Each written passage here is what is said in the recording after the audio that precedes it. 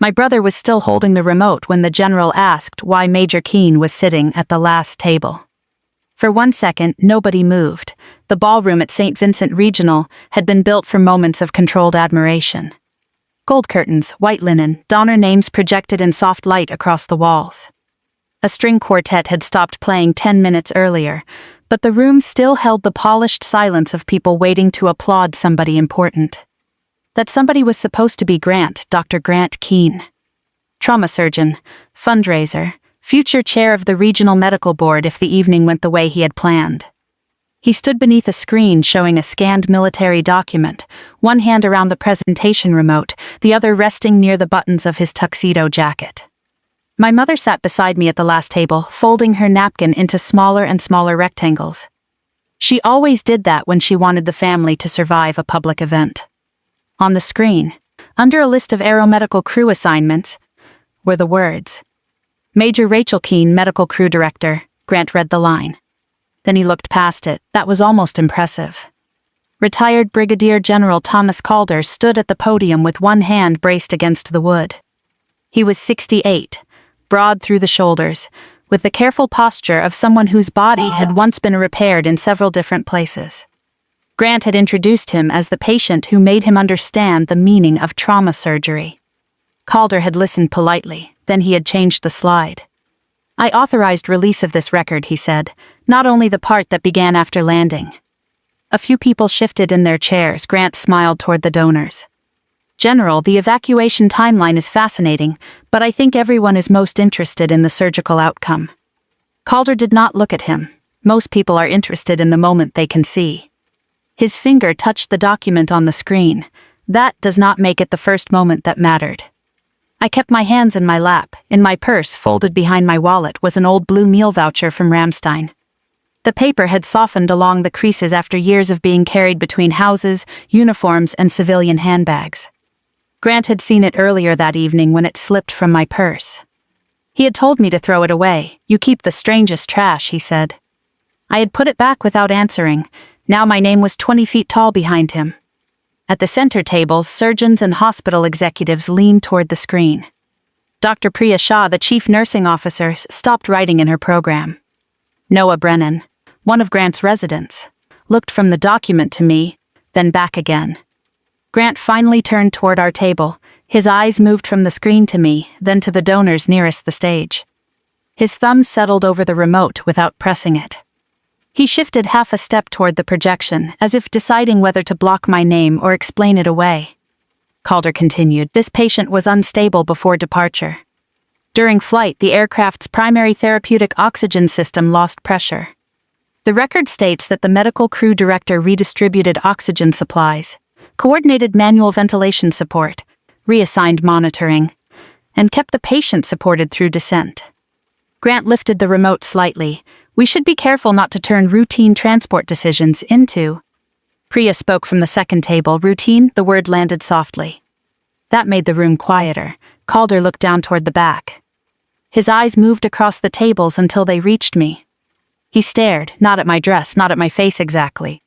At the way I had placed 2 fingers against the inside of my wrist. An old habit, count the pulse while appearing calm. His voice changed. Major Keane? My mother stopped folding the napkin. Grant did not move. Calder leaned toward the microphone. Why is Major Keane sitting at the last table? The silence that followed was not the kind Grant had arranged for donors. It was the silence of a room discovering that its story had been edited. Every face turned toward me. Grant lowered the remote. I could see the question he wanted me to answer for him.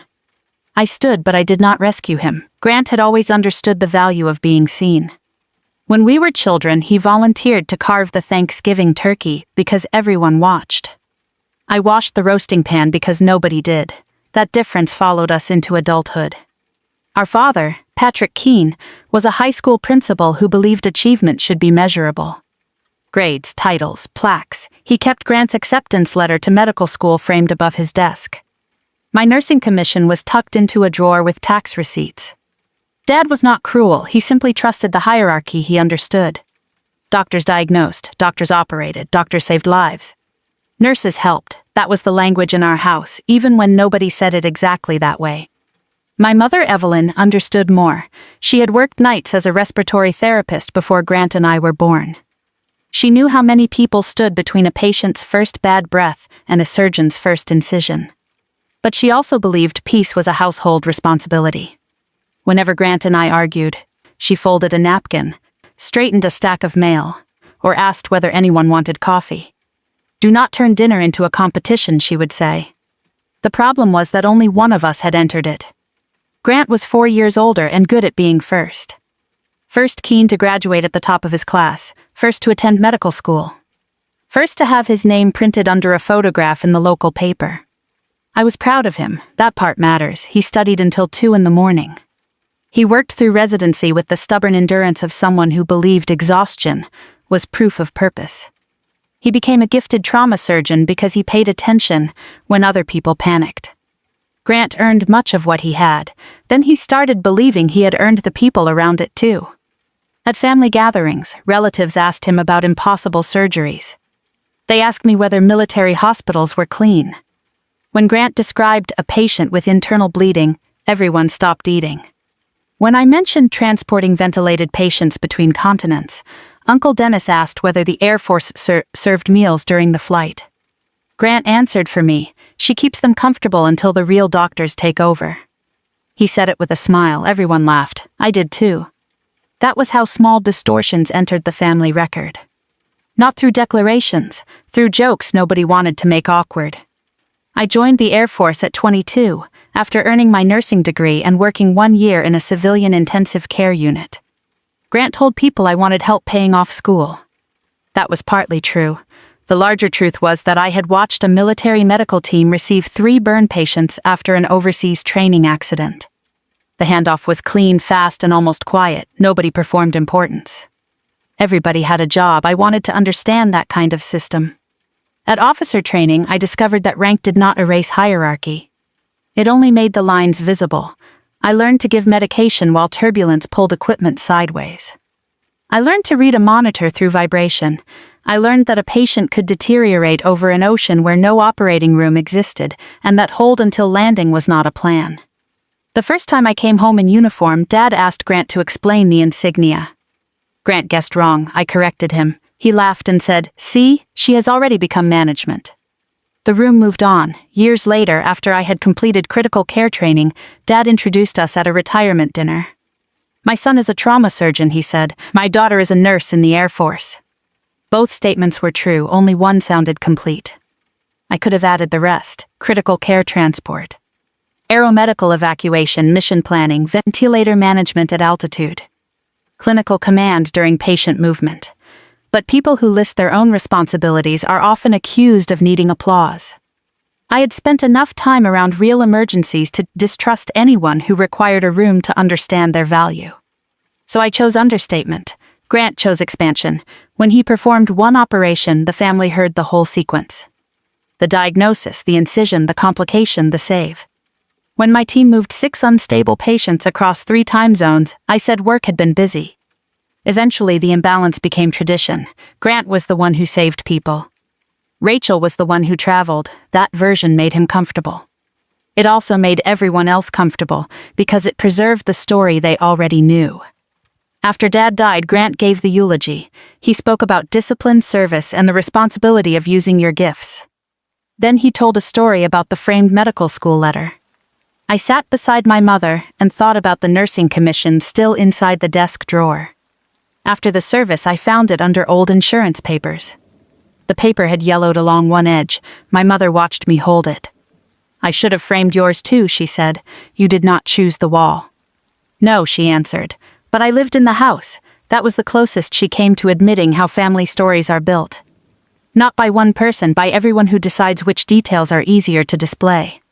I took the commission with me. I did not frame it. Grant never asked where it went. 20 years later, he would stand beneath another document carrying my name and discover that drawers do not erase what happened there. The Air Force taught me that distance changes medicine. At sea level, a ventilator behaves one way. At altitude, pressure changes everything you thought you understood about volume, oxygen, and time. A patient who looks stable before takeoff can become unstable over an ocean where the nearest operating room is hours away. That was the work, not serving drinks, not checking whether someone needed another blanket, not keeping people comfortable until the real doctors took over. After 8 years in uniform, I joined a critical care air transport team. I later qualified as an aeromedical evacuation flight nurse and medical crew director for patient movement. I learned to secure equipment twice. I learned to count what could fail. I learned to speak plainly when rank entered the room and tried to make physiology negotiable. By the time I promoted to major, I had flown patients out of places my family could not find on a map. Burn injuries, brain trauma, internal bleeding, severe infection. Young service members whose parents still believed the military had sent them somewhere safe. I did not tell those stories at dinner. They belonged to the patients. That decision was ethical at first. Later, it became convenient. The blue meal voucher came from Ramstein during a winter rotation. It was not issued for a dramatic mission. A cafeteria clerk had run out of white forms and tore a blue voucher from the wrong pad. I used it to buy coffee and a sandwich after a 14-hour flight. The flight medic across from me was Daniel Ruiz. He was 26, funny when tired, and better at starting intravenous lines in turbulence than anyone I had trained with. Our mission had been routine by the standards people use after everyone survives. 2 ventilated patients, 1 post-operative transfer. No major equipment failure, no emergency diversion. But Daniel had spent most of the flight beside a 19-year-old airman whose injuries reminded him of his younger brother. After landing, the patient went to the receiving team. Daniel sat in the cafeteria and stared at his hands. "I was fine up there," he said. "I know, now I can't make them stop." I pushed the coffee toward him. He apologized. That is what competent people often do when their bodies reveal the cost before their minds approve it. I did not diagnose him, I did not give a speech, I kept talking. About the flight, about the handoff, about the ridiculous sandwich wrapped in plastic. About the fact that shaking after the work did not erase the work. Eventually his hands slowed. When we stood to leave, he took the blue voucher from my tray and wrote something on the back. "You kept talking when I couldn't." Then he folded it twice and put it in my flight jacket. "Proof you did something useful today, Major." Daniel left the Air Force 3 years later. We exchanged holiday messages for a while, then a former squadron commander called. Daniel had died in a car accident outside Albuquerque. No combat, no heroic final mission, a wet highway and a driver who crossed the center line. I kept the voucher because grief is not always loyal to objects that make sense. For years, the voucher stayed folded behind my wallet. Sometimes I forgot it was there. Then a cafeteria smell, an aircraft floor, or the sight of somebody staring at their own hands would bring Daniel back. Not the accident, the cafeteria, the coffee between us. His hands slowing while I talked about everything except bravery. I kept the voucher because it reminded me that medicine did not become meaningful only when somebody cut, shocked, intubated, or prescribed. Sometimes the person across from you was the emergency. Sometimes staying present was the intervention. I explained that to no one. Silence became a habit because it worked in the moment. It shortened dinner. It prevented my mother from folding another napkin into a hard white square. It allowed Grant to keep talking without forcing me to choose between correcting him and embarrassing him. Every peaceful evening charged interest. After I made lieutenant colonel, the hospital published a photograph of Grant receiving a regional trauma award. My mother mailed me 3 copies. When I retired, Grant sent flowers because he could not attend. The card said, "Congratulations on 24 years of service. Enjoy staying on the ground." He meant it kindly. That was the difficult part. Cruelty would have been simpler. Grant's version of me was not built from hatred. It was built from convenience, hierarchy, and every correction I chose not to make. After retirement, I began teaching part-time at a civilian medical simulation center. We trained nurses, respiratory therapists, paramedics, and residents to manage patients during transport. When family asked, I said I taught classes. Grant said I had found a way to keep playing Air Force. Then 6 years later, he called about the gala. St. Vincent Regional had secured a challenge grant for a new trauma center. Grant needed $1,200,000 in matching donations before midnight. General Thomas Calder would give the keynote. Grant sounded almost young with excitement. "You remember Calder," he said, "the general I operated on after that evacuation from Germany." I remember the case. He credits me with saving his life. I looked at the blue voucher in my wallet. Does he? Grant laughed. "Come to the dinner. Mom wants us both there." Then he added, "And please do not wear anything that looks military." "This is a hospital event," I told him I understood. What I did not tell him was that I remembered Thomas Calder before he ever reached Grant's operating room. Grant treated the gala like an operation. He built a schedule down to the minute, assigned speaking times, approved every photograph, and revised the seating chart 3 times because he believed proximity could influence generosity. The largest donors sat near the stage. Hospital board members sat where photographers could find them. My mother and I were placed at table 27, beside the service corridor. Grant called it a quiet table. I called it the last table. St. Vincent Regional had already secured a challenge grant from the Halpern Foundation. The foundation would provide $3 million for the new trauma center if the hospital raised $1,200,000 in matching commitments before midnight. Grant had spent 11 months building the campaign. He visited construction firms, insurance executives, former patients, and families whose worst days had ended in his operating room. He remembered names, he remembered scars, he remembered which people preferred gratitude in public and which preferred it over a private dinner. That skill was not fake. Grant knew how to make donors feel that money could become something clean. A new operating suite, faster imaging, more beds, shorter transfer times for rural patients. The problem was that he had attached his name to every version of the future. At planning meetings, he corrected anyone who used the old title. He said recognition created accountability. What he meant was that a building could preserve his version of events after everyone who knew the fuller story had left the room. Nobody challenged him while the pledges kept rising. The original architectural drawings called the project the St. Vincent Regional Trauma Expansion. By the second fundraising brochure, it had become the Keane Advanced Trauma Institute. Grant said the change helped donors connect to a human story. Priya Shah called it premature. At dinner the week before the gala, my mother asked whether the name was final. Grant cut his steak and said, "Nothing is final until the money clears." Then he smiled. "But people like giving to something they can remember." I looked at him. Patients remember teams. He did not look up. Donors remember leadership. My mother folded her napkin once. That was the warning. I let the subject go. On the afternoon of the gala, Grant asked me to arrive early. He said Mom needed help with the stairs. When I reached the hospital ballroom, Mom was already seated, perfectly capable of managing every stair in the building. Grant was near the stage rehearsing with the audiovisual technician.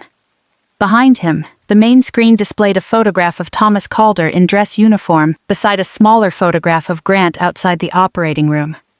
Between them was a gold line, from battlefield to survival.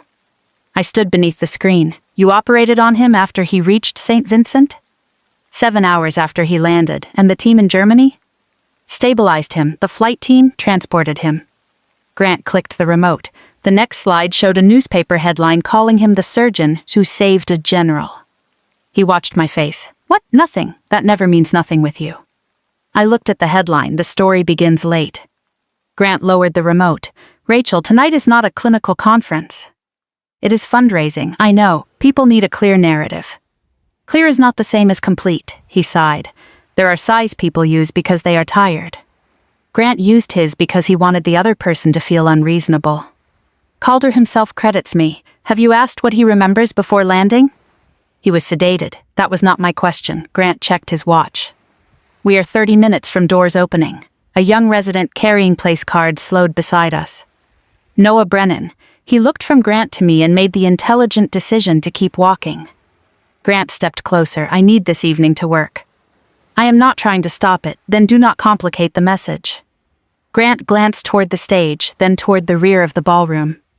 I was not a guest in Grant's story. I was a complication. He handed me 2 drink tickets and told me table 27 was near the rear. As I put them in my purse, the blue Ramstein voucher slipped onto the floor.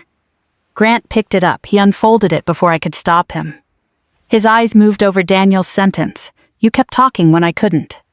"You still carry this?" "Yes, Rachel, it is a meal ticket." "I know what it is." He offered it back. "You keep the strangest trash." The audiovisual technician called his name. Grant left before I answered. I folded the voucher along the softened creases and slid it behind my wallet. By 6:30, the ballroom was full. Grant moved from table to table with the confidence of someone who believed the room had been assembled to confirm him. He introduced Mom as the woman who raised a surgeon. He introduced me as his sister, retired Air Force nurse now enjoying a slower life. At table 12, a donor asked whether I had worked in military hospitals. Grant answered before I could. She mostly flew with patients. Oxygen checks, comfort, transport coordination. Like a medical flight attendant? The donor asked. Grant laughed. Rachel hates that phrase. I looked at him. No, I said, I hate inaccurate ones. The donor studied his wine. Grant touched my elbow and guided me away. You promised not to do this. I promised nothing, you know what I mean. Yes, I said. That has been the problem. His jaw tightened, but the quartet changed songs and someone called him toward the stage. At 8:40, the campaign total stood at $1,086,000. Grant needed $114,000 more. He announced a final matching pledge and invited General Calder to speak. The room rose. Calder approached the podium slowly, using no cane, refusing Grant's hand. He thanked the hospital. He thanked the surgical team. Grant relaxed. Then Calder said, "There's one correction I need to make before anyone puts a name on a building." Grant's hand closed around the remote. Calder looked toward the screen. I requested my complete aeromedical record and authorized this slide for tonight. The technician changed the slide. A scanned aeromedical evacuation record appeared behind Grant. And my name was already visible. The first thing Grant did was step in front of the screen. Not enough to hide the document, only enough to place himself between the room and the line carrying my name. Calder waited. Grant turned toward the technician. "I think we have the wrong slide." "No," Calder said. "We have the first complete one." A murmur moved across the ballroom. The record had been scanned from an old paper file. Calder had authorized a redacted copy for the keynote. The print was small, but the headings were clear. Patient condition. Ventilator settings, medication changes, cabin altitude. Aeromedical crew assignments. Across the center was the sequence Grant had spent years reducing to the word transport. Calder pointed to the top of the page. I was evacuated from Germany after emergency stabilization. St. Vincent received me through a military-civilian trauma partnership. During the flight, the aircraft's primary therapeutic oxygen system lost pressure. Grant lifted one hand. "General, those records contain technical details that may be difficult for a donor audience to interpret." Calder looked at him. "Then perhaps someone qualified should interpret them." Priya Shah closed her program and stood. She walked toward the stage and stopped beside the podium. Grant stared at her. "Priya, this is not on the program." Neither was the record. Calder gave her the microphone. Priya looked up at the screen. "This is an official aeromedical evacuation patient record," she said. "The crew section identifies Major Rachel Keane as medical crew director." Nobody clapped. That helped. Applause would have turned the moment into recognition. Silence made people listen. Priya continued, "The medical crew director is not a passenger assistant. A critical care team treated General Calder, and Major Keane directed the aeromedical evacuation crew and coordinated support when the aircraft situation changed." At table 12, the donor who had asked whether I was a medical flight attendant stopped touching his wine glass. Grant stepped closer. "This is misleading. I performed the definitive surgery." "Yes," Priya said, "you did." Then she looked at the record again. "A patient does not arrive in an operating room by magic. Survival is a chain, and every documented hand on that chain matters." Calder nodded. "That is why I asked for the full file." He read from the page. "Primary therapeutic oxygen pressure loss during descent. Portable reserves insufficient for projected demand. Medical crew director redistributed oxygen supplies, coordinated manual ventilation support, reassigned monitoring, and requested earlier descent for the unstable patient." He looked toward the audience. "I was the unstable patient." The crew estimated that under the original settings, the remaining oxygen would not last until landing. Grant's face had lost color. He glanced at me, then toward the exit, then back at the screen. His thumb moved over the remote once, then stopped. There was no slide left to change and no patient chart he could control. The fact on the screen belonged to somebody else. Priya turned toward me. "Rachel, were you the medical crew director on this mission?" Every face came back to the last table. My mother's napkin lay untouched now, folded into a perfect white rectangle. I stood, yes. Grant answered before the next question arrived. "She was part of the team. No one is disputing that." Caldar's eyes narrowed. "Part of the team?" Grant spread one hand toward the screen. I am saying complex outcomes have many contributors. We should not exaggerate one transport decision because of the drama of the setting. That was when Calder looked at me closely, not as a name. As a person, I had 2 fingers against the inside of my wrist. His expression changed. He stepped away from the podium. Major Keane, I said nothing. He moved to the edge of the stage. Why is Major Keane sitting at the last table? The room heard it without effort. Noah Brennan turned fully in his chair. Several surgeons followed his gaze. Board members began reading the crew list. Grant lowered the remote. Rachel prefers privacy. I looked at him. It was a clever answer. It transformed exclusion into respect. I had allowed that translation for years. Not this time. I prefer accuracy, I said. Calder descended the stage steps. The room opened a path for him. When he reached my table, he did not salute. He simply stood in front of me and studied my face. I remember your voice, he said. I had heard versions of that sentence from patients before. Most did not remember names. They remembered tones. The voice that told them where they were. The voice that did not change when alarms did. Calder touched 2 fingers to his own wrist. You counted my pulse like that. I nodded. You kept asking me questions, to see whether you were still oriented. You asked about my daughter. You answered every time. His mouth tightened. I thought I imagined you. You were heavily sedated. I remember someone saying we had enough oxygen because panic was not allowed to use any. A few people laughed softly. That sounds like me. Calder turned toward Grant. Your brother repaired what was broken after we landed. He looked back at me. You kept me alive long enough to become his patient. The sentence crossed the room without force. Grant's story had depended on one visible moment swallowing every moment before it. Now the earlier moments were on the screen, documented. Timed, signed. Grant walked down from the stage. This is becoming unnecessarily personal. Calder faced him. It was personal when you made yourself the whole story.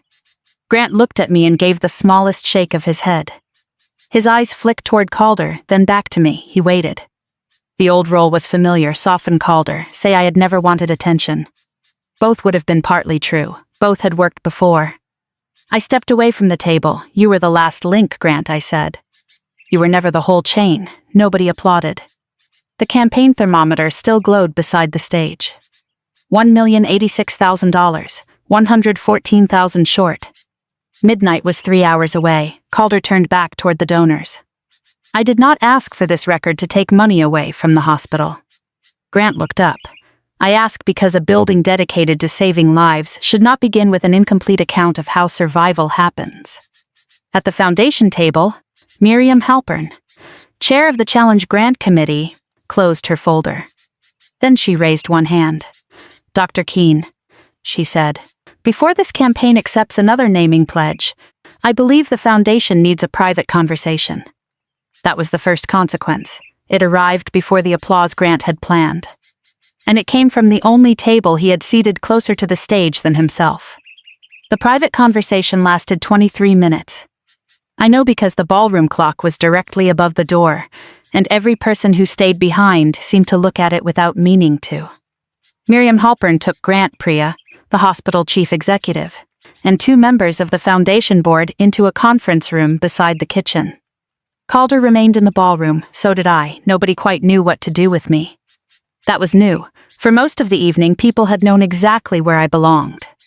At the last table, near the service corridor, now surgeons I had never met walked past slowly enough to read my name tag. A donor asked whether I had flown in combat zones. Another wanted to know how many missions I had led. I answered the first question generally and declined the second. The numbers were not the point. Calder understood that. He stood near the stage with one hand in his pocket, looking at the campaign thermometer. 114,000, he said. Yes, you think they will still get it? I hope so. He looked at me after what happened. The patients did not remove my name from the story. He smiled. My mother came over carrying her folded napkin. She had brought it from the table without realizing it. I should have said something years ago, she said. No one person built this. That is not an answer. No, she pressed the napkin flat against her palm. When your father framed Grant's medical school letter, I told myself yours was different, because it was military paperwork. I looked at her. When Grant answered questions for you, I told myself you did not mind. Sometimes I did not, and sometimes I chose peace. She nodded. So did I. There are apologies that ask you to remove another person's guilt. This was not one of them. My mother was not asking me to make her feel better. She was simply naming her part. Noah Brennan approached us carrying 2 glasses of water. He handed one to Mom and one to me. My dad was a paramedic, he said. I remembered Grant introducing him earlier as one of his most promising residents. 31 years, Noah continued. He used to say surgeons get the patient after everybody else has already made 10 decisions. My mother smiled. Sounds like a wise man. He is mostly annoying. That can coexist. Noah looked toward the conference room. I think a lot of us let Dr. Keane tell the story because he is very good at telling it. Noah's voice stayed level. He looked toward the conference room after he said it. The door opened. Grant came out first. His tuxedo jacket was unbuttoned. Miriam followed, then Priya and the chief executive. Grant walked directly to me. What exactly do you want? Not hello, not I am sorry, a negotiation. I want the hospital to raise the money. His eyes narrowed. That is not what I asked, I know. Do you want my name off the center? That decision is not mine. You could tell them this was blown out of proportion. Was it? His jaw shifted. You know what I mean. Again, that sentence, the family shortcut. I looked at him. No, Grant, I know what you want me to mean. He lowered his voice. I spent 11 months building this campaign, I know. I met every donor in this room, I know. I put my reputation behind it. Yes, and one old flight record appears, and suddenly I am some narcissist stealing credit from nurses? I waited, his mouth closed. He glanced at Priya, then Noah. Priya was standing close enough to hear, so was Noah. Grant rubbed his forehead. That is not what I meant. It is close enough. Miriam stepped toward us. The foundation is not withdrawing the challenge, Grant, she said. Grant looked at her. His shoulders dropped slightly. But, she continued, we are suspending approval of the Keane name. His shoulders rose again. The naming condition was part of the campaign. The naming condition was never guaranteed. I have written commitments. You have donations to St. Vincent Regional. Miriam's voice never. That distinction is important. Grant looked toward the campaign screen. What happens tonight? We continue fundraising. And the center? The board will review naming independently. He looked at me as if I had drafted the policy. I had not. Miriam continued.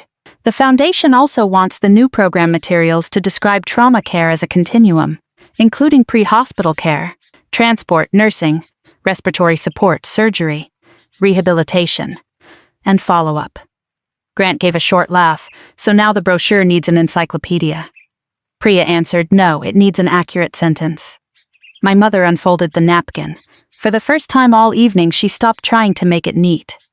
Grant looked at her. Mom, she held his gaze. Your sister did not take anything from you tonight. He went still. She was already part of the story. Grant looked at our mother. Her napkin hung open in her hands. She did not fold it. He had answered the foundation. He had answered Priya. He had answered the old military record. This time he said nothing. Grant looked at me. You could have told me. I tried. When? Every time I stopped laughing. His face changed. Not enough, but something moved. Behind us the campaign screen refreshed. 1,098,000. 12,000 more had come in while the naming rights were being suspended. Calder noticed too. He picked up the microphone. No speech. No dramatic appeal. He simply said the building still needs to exist. Then he pledged $25,000. A woman at table 6 raised her hand and added 10. Another donor matched 5. More pledges followed. The thermometer climbed. Grant watched the numbers rise without his name attached to them. At 11:14, the campaign crossed $1,200,000. The hospital had its match. The patients would get their center. Nothing essential had been lost, which made Grant's expression harder to defend in front of the room tonight. The room applauded. Grant did not, neither did I, for different reasons. The naming proposal came 2 days later. By then, St. Vincent had pulled the Keane name from 3 active donor materials, the construction rendering, and the gala follow-up letter. Grant kept his surgical post, his title, and every case he had earned. The only thing removed was the claim that the building belonged to his story. Miriam Halpern asked me to meet her in a conference room overlooking the construction site. Priya was there, along with the hospital chief executive and a lawyer whose job seemed to be making every sentence sound temporary. Grant was not invited. On the table sat 3 folders. The first contained the revised campaign language. The second contained a draft statement about the continuum of trauma care. The third had my name on the cover, Rachel Keane Critical Care Fellowship. I did not open it. Miriam watched me. We thought you should see the proposal before the board considers it. What proposal? A funded fellowship for transport and critical care nursing. Annual training grants, simulation support, joint rotations with emergency medicine and respiratory therapy. That sounds useful. It would carry your name. No. The lawyer looked up. Miriam did not. You have not read the details. I heard the name. Priya leaned back in her chair. She was smiling slightly, not because she was surprised. Because she had expected exactly that answer. Miriam folded her hands. Rachel, this is not a consolation prize, I know. Your record represents the kind of work the hospital wants to recognize. Then recognize the work. That is what the fellowship would do. No, it would recognize me. The chief executive cleared his throat. Sometimes institutions need a person to make an idea visible. I looked through the window. Below us, construction fencing surrounded a rectangle of torn ground where the trauma center would stand. Grant said almost the same thing. Nobody answered. I finally opened the folder. The fellowship was well designed. I kept the folder open, 2 paid training positions each year. Protected simulation time, tuition support for flight nurses, respiratory therapists, and patient movement specialists. A partnership with rural emergency departments. It was exactly the kind of program I would have fought to fund 20 years earlier. Only the title was wrong. I closed the folder. Call it the Critical Care Continuum Fellowship. Miriam studied me. No family name? No. You understand the board may prefer something more marketable. Then let them market what the program does. The lawyer made a note. Priya asked, what would you change? I opened the folder again. The eligibility section, I pointed to the first paragraph. This is too narrow. Add paramedics, add respiratory therapists. Add patient movement technicians. If you want the program to teach the chain, fund the chain. The chief executive nodded. And the donor language? Say that survival depends on coordinated care before, during, and after surgery. Miriam smiled. That is not very dramatic, it is accurate. She laughed once. I am beginning to see the family resemblance. That afternoon, Grant came to my house. He did not call first. I was replacing a smoke detector battery when he knocked. He stood on the porch without a coat, although the temperature had dropped. I heard, about what? The fellowship. I stepped aside. He did not come in. You turned it down. I changed the name. Same thing, no, to you maybe. He looked tired. Not gala tired, something deeper. You know what people are saying? I stopped organizing my life around that a while ago. That must be nice. I opened my mouth then closed it. Grant looked toward the street. I spent my whole career trying to build something that would last. You built things not the way I meant. There it was. The first honest sentence he had offered without a witness. I sat on the porch step. After a moment he sat too. You think I wanted my name because I am vain. I think you wanted proof. Of what? That staying in the room mattered. He looked at me. I continued, you were always visible. Dad rewarded visible things. Hospitals reward visible things. You got very good at being the part people could point to. And you decided being invisible made you better? No, you act like you are above all this, Rachel. I am not. I looked at my hands. For years I used humility as an excuse not to correct people. Sometimes that was dignity, sometimes it was cowardice. Grant said nothing. I let you make me smaller because correcting you felt like asking for applause. His voice dropped. I did make you smaller, not an apology. Not yet, but true, I nodded. He rubbed both hands together against the cold. So you really do not want your name on anything? I want the program. That is not what I asked, I know. He almost smiled. I reached into my pocket and pulled out the blue Ramstein voucher. The paper looked absurdly fragile between us. Grant recognized it. The trash. I turned it over so Daniel's handwriting faced him. You kept talking when I couldn't. I carried this for years, because it reminded me that useful work does not always look important from across the room. Grant read the line again. What happened to him? He died years later. Car accident. I did not know. You never asked. He winced. I reached for the voucher, then stopped. Accurate sentences sometimes cut without help. Grant handed the voucher back. What do you want from me? Stop telling my story for me. He nodded slowly. That is all? No, I looked at him. Start noticing how many other people you do it to. For once he did not answer. He stayed beside me quietly. That was the beginning. The fellowship opened the following September. Not with a ribbon cutting, not with a donor wall. Priya had argued that if the program was supposed to teach coordinated care, the first event should look like coordinated care. So the opening session happened in the simulation center. 2 flight nurses, 3 paramedics, a respiratory therapist. 2 emergency residents, 1 patient movement technician from the Air Force Reserve. No one sat according to title. On the glass outside the main lab, the new lettering read, Critical Care Continuum Fellowship, no family name. No portrait, no bronze plaque explaining who deserved credit. Inside, the first exercise involved a mannequin with internal bleeding, respiratory failure, and a deteriorating blood pressure during transfer from a rural hospital. Grant attended. He stood near the back with coffee. For 20 minutes, he said nothing. Noah Brennan led the surgical debrief. When the simulated patient reached the operating room, he asked the paramedic what had happened before transport. Then he asked the respiratory therapist what changed during the ride. Then he asked the nurse which decision bought them enough time to reach surgery. Grant listened. I watched him understand that the lesson did not require anyone to diminish the surgeon. The chain grew without shrinking his link. After the session, Priya handed me a wooden frame. Under the glass was the blue Ramstein meal voucher. Months earlier, I had given it to her for the fellowship room. The front showed faded cafeteria printing. The back showed Daniel's handwriting. You kept talking when I couldn't. Below it was 1 sentence.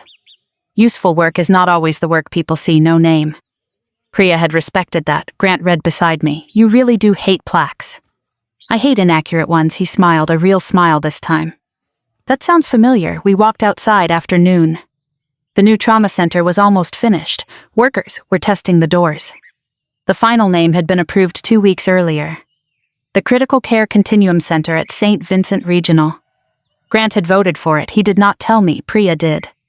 We stood across the street while workers lifted the last section of lettering into place. You could have told me you supported it, I said. You told me to stop telling your story. That is not the same thing as becoming mysterious. I am learning, I laughed. Then he looked at the building. I owe you an apology, I waited. I made your work smaller because I needed mine to feel larger. He took a breath. And I used your silence as proof that you agreed with me. That part is true, I am sorry. I nodded once but did not move closer. I am not ready to pretend 20 years disappeared because you finally said the right sentence. I know. 6 months earlier, Grant would have explained. Defended, qualified, now he let the boundary stand. We crossed back toward the hospital. At the entrance, a transport team rolled a patient past us. Paramedic at the head, respiratory therapist beside the ventilator. Nurse checking medication lines, resident walking backward while giving report. Grant moved aside before anyone asked, then he held the door. No one recognized the gesture. My mother joined us for lunch that afternoon. She still folded her napkin when conversations became uncomfortable. But she stopped using it as a signal for us to change the subject. When Grant and I disagreed about a rural rotation, she listened until we finished. Then she said, good, nobody died. Progress in families is rarely elegant. Sometimes it is just one old habit losing authority. I still teach at the simulation center, not every week. Enough. The fellows rotate through the lab, and eventually each group notices the blue voucher. Someone always asks whose handwriting it is. I tell them his name was Daniel. I tell them he was a flight medic. I tell them he was very good at his job. I do not tell them the object proves anything about me. It does not. It reminds me of something I took too long to understand. Humility is not disappearance. Recognition is not ownership. The work matters because people survive long enough to reach the next set of hands. Sometimes those hands operate. Sometimes they ventilate. Sometimes they drive. Sometimes they carry. Sometimes they simply keep talking when another person cannot.